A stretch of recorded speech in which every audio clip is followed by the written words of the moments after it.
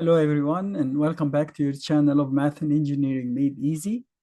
Today, we are going to do part two of the January 2019 Regents Exam of Algebra 1. We did part one last time, and tomorrow I will post parts 3 and 4. Okay, so now what we have here are 8 questions, and each one is worth 2 credits, and that would leave like the last 5 problems, as I said. So in the first one, they said solve algebraically for x. So we are solving for x, and it's a very simple algebra problem, right? I need to have x's on one side and the constants on the other. I have the larger on the right. So if I subtract 1.02x from both sides, in fact, I can do at the same time, I don't want the 2000 here. So I also can subtract 2000 from both sides. These two would cancel. So I get 1.04x minus 1.02x is 0.02x. I mean, I can leave it on the left. Some people prefer to have the x on the right. And you would tell me, should I change the order of the inequality? Of course, because you see here, if you subtract, you get 0.02x is greater than 1600, right? So I'm going to write it the same way, but because some people prefer to have the x on the left and the constant on the right, I'm going to write this on the left, and then this guy, the 0.02x, was greater than the rest, so it's greater than 1600. If that's confusing you can leave it like it is. 1600 is less than 0.02x. It doesn't matter. And then I'm going to divide both sides by 0.02. Notice if I divide by 0.2, it means you multiply by 5. If you divide by 0.02, it's like you are multiplying by 50. Same thing. Oh, just 0.02. Oh my God, not again. So here I get x is greater than, and then you use your calculator. Of course, 16 times 5 is 80, and then you add the the 0 because it's multiplying by, so here you had 18,000, right? Multiply this by 15. If you multiply by 5, it's 8,000. 50, it means 80,000. Here it would be 80,000 less than x, which is the same thing as x greater than. If it's confusing, you keep it like that. But the answer is x has to be greater than 80,000. And of course, you could have done that, in a calculator, 1.04 minus 1.02. So you get 0.2. And then you divide 1600 by 0.02, and you get the 80,000 if you need to use that. Okay, so that's the first one. The second one said the number of people who attended school's last 6 basketball game increased as the team neared the state sectional games. The table below shows the data. So they give you, state the type of function that best fits the given data, justify your choice of a function type. In fact, here they say just state the type. So you can simply say like a logarithmic or like exponential, I mean, or arithmetic. But you know, it's, if you find one, you can write the equation easily, right? Because they say, so we know that we usually check the linear first. So you say, okay, at 14 minus at 13, and then at 15 minus at 14. And if the number keeps changing or being the same added, then it's arithmetic. If it doesn't, you try to divide and see if the ratio is the same, then it's exponential. So we have like 2 consecutive years. I have 435 minus 348, and that's 87. Then we try 552 minus 435, and oops, that's an error because I have 2 negative signs. I really need to delete this. And you get also 87, and you can see that you keep adding it. It's basically this function is arithmetic or linear, because it's a function, we say linear, not exponential, since the attendance increased by the same number every game. And then if you want, so attendance, we know that it's in this form. Attendance equals game or number of games time a constant slope. This is a slope plus 87. And then you can find it if you want by entering these values instead. I don't think they want that, but you can enter instead the x 13, 14, 15, 16, 17, 18. And then you come here 348, 435. As I said, they didn't ask you for the function, but it's easily done.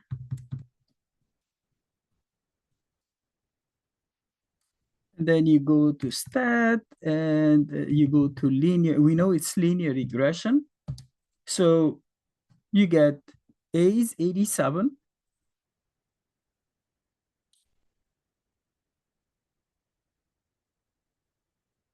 And B is -7.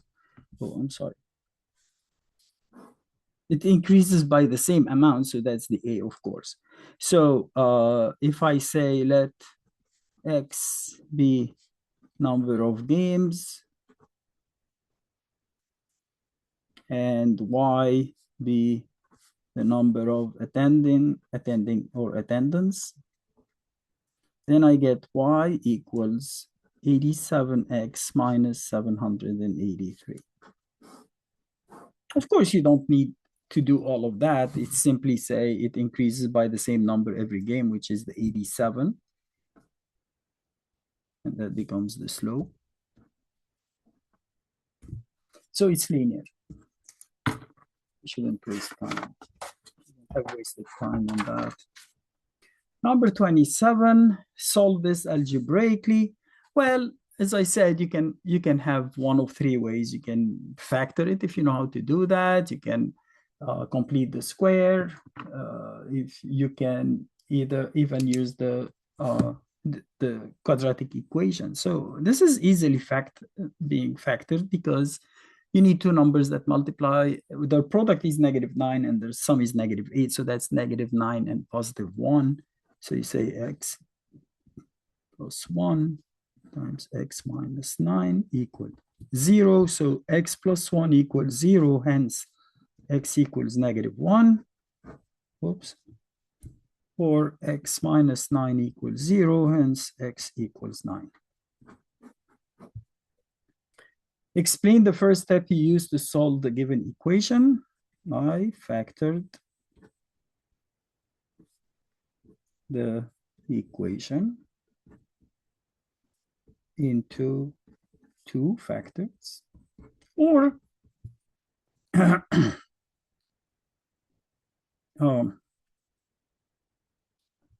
so that the product is -9 and the sum is just the first. I mean, they want the first step, so you say I factored it right away. And the sum is -8. Or if you complete the square, then you add 16, move this to the other side and add 16, and you will get what? X minus 4 square equals plus or minus, or plus equals 20, equals 16. So I'm sorry, X minus 4 square would be 25, and X plus 4 would be the square root of plus or minus the square root of 25, which is 5 or -5. So -5, you move it to the other side, it becomes +5. So 4 plus 5 is 9, 4 minus 5 is -1. Or you use the equation A is 1, B is -8, C is -9, and you use the quadratic equation. Again, shouldn't take long, whichever way you do, completing squares or using the equation or factoring. The graph of f of x models the height in feet that a bee is flying above the ground with respect to the time it traveled in t seconds. So that's the time till 15 seconds, and the height in feet is up to 4. Okay. State all time intervals when the bee's rate of change is 0 feet per second. We know that this is x, this is y, right?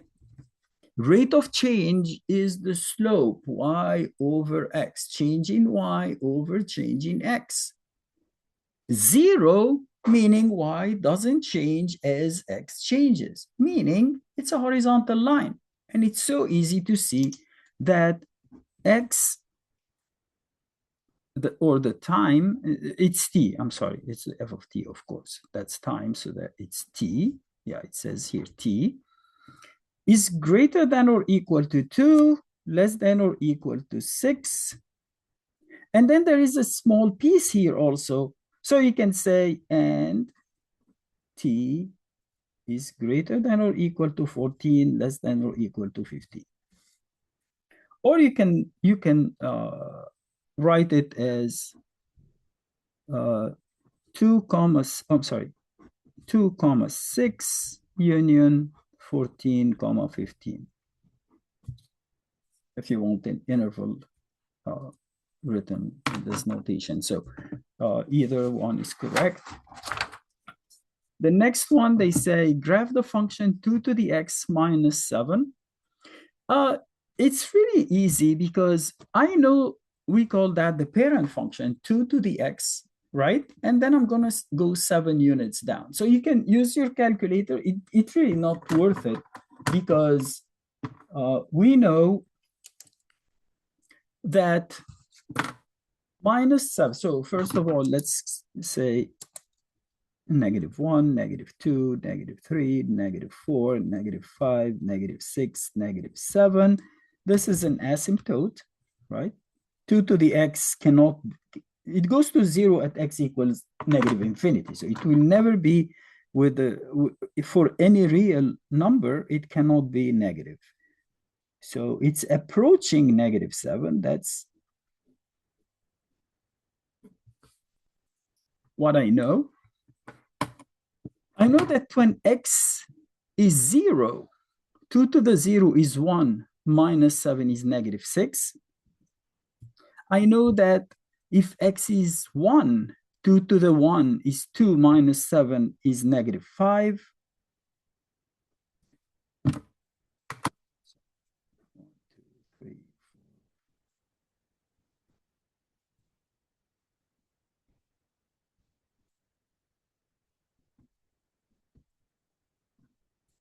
Okay, so at x is 2, 2 squared is 4, minus 7 is -3.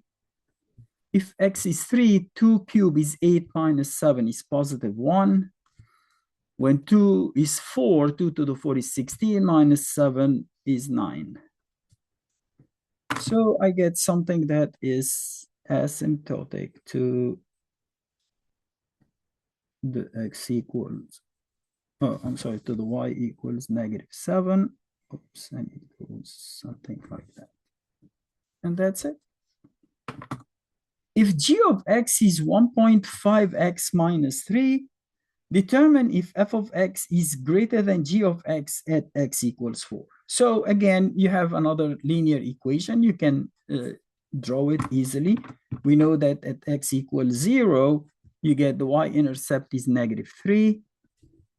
And then it increases by a slope of 1.5, meaning 3 over 2. So every time you move 2 to the right, you go 3 up. 2 to the right, 3 up. 2 to the right, 3 up, and so on and so forth. So I'm going to join these two. And someone would tell me, what if you had drawn the exponential graph incorrectly? Yeah, you can choose check mathematically, right? So I know that when x is 4, I get 3. Does it say? And when x is 4 in my equation, it was 9. So that even if I didn't draw it, perfectly, I see that f of x and g of x, I can see that f of x is greater than g of x. Yes, f of x is greater than g of x when x equals 4, or f of 4 is greater than g of 4. Excuse me. Since the exponent, or since f of x is above g of x, or g of 4, f of 4 is above g of 4. What justification? You can see it with your naked eye, right? Okay, number 30, determine algebraically the zeros of this function. Okay, so when you determine the zeros, we know first of all x equals 0, since x, you can factor it out, right? Then you will get f of x equals 3x squared plus 21x plus 36, because I divided by x, right? To get rid of that, since x equals 0 is an answer, and then I would equate that to 0. If you look at these three numbers, they are all divisible by 3. So let's divide right and left by 3.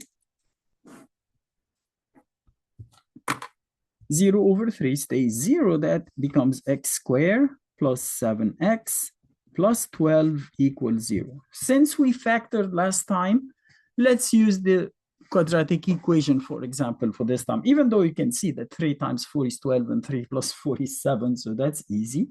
But let's say a equals 1, b equals 7, c equals 12, and I say x equals negative b, so negative 7 plus or minus the square root of b squared, which is 49, minus 4 times 1 is 4, times 12 is 48, over twice a. So it's negative 7 plus or minus the square root of 1 over 2 equals negative 7 plus or minus 1 over 2 equals negative 7 plus 1 over 2, which is negative 3, or x equals negative 7 minus 1 over 2, which is negative 8 over 2, negative 4. So I can say x equals, and you can say 0, negative 3, negative 4, or just x equals 0, or negative 3, or negative 4. These are the three roots. It's a cube, so we know we have three answers. Okay. Wait a second. I'm missing two problems. There is no 31 and 32. Let me print them quickly here. Oh my God. I'm sorry. I didn't notice that last time. So here is, I was printing parts 3 and 4. Basically, these are pages 16 and 17. Let me print them quickly here. Sorry, guys. No, I don't want color.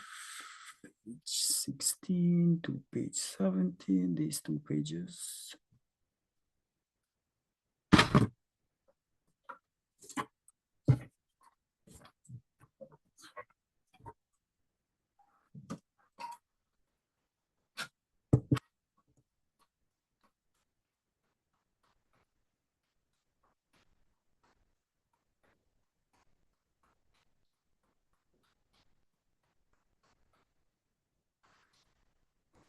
Two.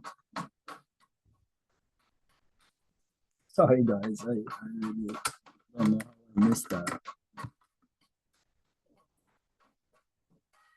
Okay, so here is problem number 31. Santina is considering a vacation and has obtained high temperature data from the last 2 weeks for Miami and Los Angeles. So 2 weeks, meaning 14. So these are 14 data points. Which location has the least variability in temperature?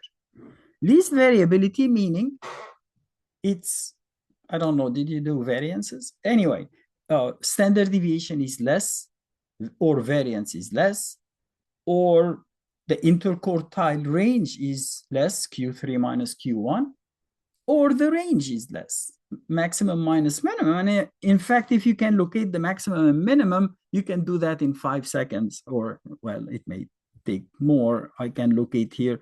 The least is the 60, probably. I don't have anything in 50s. And the highest, I think it's underneath it. I didn't see anything higher than 87. So the range here is 27. Here, I still have 60s, maybe 61 is the smallest. Ignore the 60, I have 72, I have 74. Do I have anything higher? 74. So this is 13. Is it, or do I have, no, I don't have 50s. So Los Angeles, less variable. You can just use that. Or we can show that we can enter those in stat, and I edit. So let me clear this one and that one, since we are not going to use the data. I enter the data and use one variable,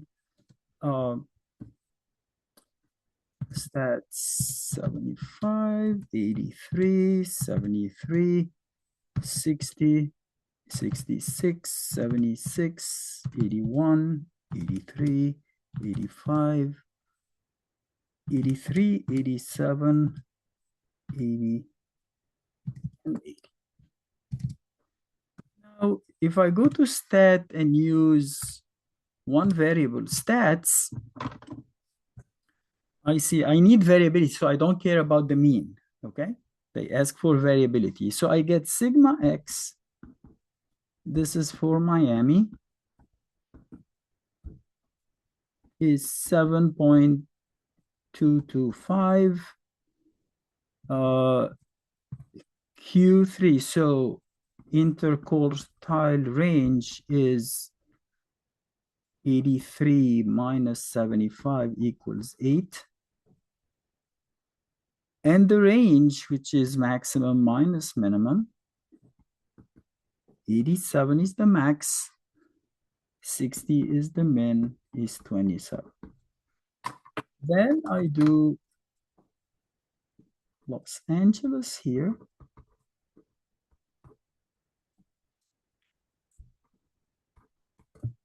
So, well, I could have entered those.